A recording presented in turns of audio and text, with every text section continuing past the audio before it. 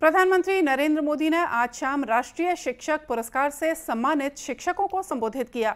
अपने संबोधन में प्रधानमंत्री ने शिक्षकों को शुभकामनाएं देते हुए कहा कि शिक्षकों की सबसे बड़ी शक्ति उनकी सकारात्मक बातें होती हैं।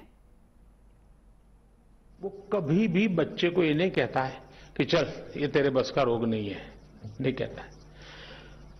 टीचर की सबसे बड़ी जो स्ट्रेंथ होती है वो पॉजिटिविटी होती है, सकारात्मकता।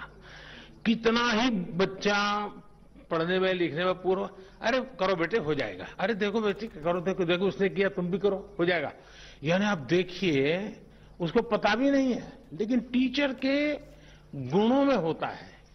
वो हर बार पॉजिटिव ही बोलेगा, वो कभी किसी को नेगेटिव कमेंट करके निराश कर देना, हताश कर देना उसके नेचर में नहीं है।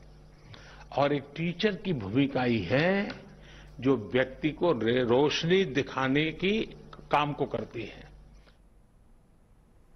श्री मोदी ने भारत रत्न डॉक्टर सर्वपल्ली राधाकृष्णन को याद करते हुए कहा कि उनके विचार आज भी हम सबके लिए प्रेरणा स्रोत हैं। प्रधानमंत्री ने शिक्षकों से बच्चों की शिक्षा के संबंध में कहा कि शिक्षकों की अप्रोच इंटीग्रेटेड होनी चाहिए। उन्होंने कहा कि शिक्षक विद्यार्थियों के मन में सपनों को बोता है। आज जो वर्तमान में टीचर हैं, जो आने वाले 10 साल 20 साल सेवाएं देने वाले हैं, उनके हाथ में 2047 का भविष्य तय होने वाला है।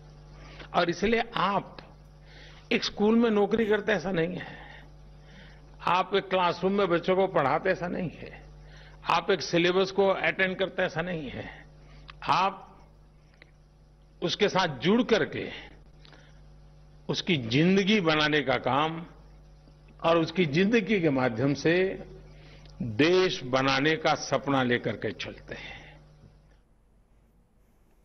भारत की परंपरा कभी भी किताबों तक सीमित नहीं रही। इस दौरान उन्होंने महात्मा गांधी का जिक्र करते हुए कहा कि गांधी जी जितनी गीता का अध्ययन करते थे उतनी बार उन्हें भगवत गीता में कुछ नई चीज मिलती थी।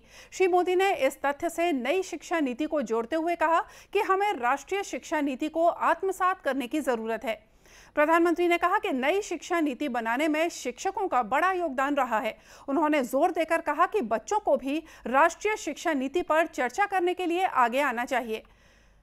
सम्मानित शिक्षकों से चर्चा करते हुए प्रधानमंत्री ने एक बार फिर पंच प्राण को याद करते हुए कहा कि वे पंच प्राण भारत के हर नागरिक का होना चाहिए।